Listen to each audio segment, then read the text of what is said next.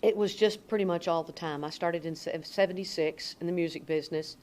Learned, had great teachers, didn't have a number one record till '82, which would not happen nowadays at all. They'd already passed you by and you'd had 10 other people in your place in that amount of time. And then but I kept learning and I had great teachers to have patience to teach me.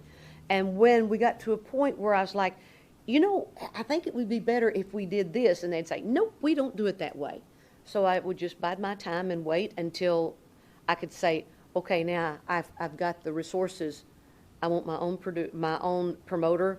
I want my own booking agent, and I've got my own manager. And I don't want you to manage anybody but me. I don't want you to promote anybody but me, and book anybody but me. Got individual attention, and I think that was one of those things that really did a kickstart to reinvent and to make things happen that way.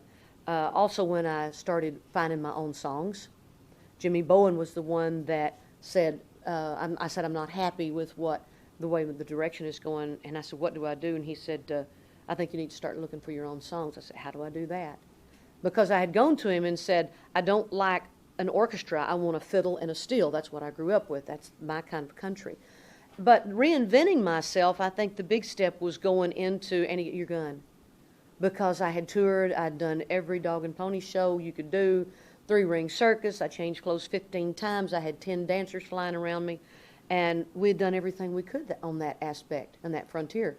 And so when we were going to Europe to do the TV show Star Sings the Beatles, and we flew our plane up to New York, we're going to get on the Concorde, and they came to us and said, your flight's been canceled because a catering truck backed into the door and tore it off of the Concorde, so our flight was canceled. Too weird. Nobody could make that up. And so Narvel said, what are you going to do? I said, let's go see a play, because we always go to plays in New York. And he said, why don't we go see Annie Get Your Gun? They've been asking you to do that for a long time, and we did. And at intermission, I looked at him, I said, I've got to be on that stage.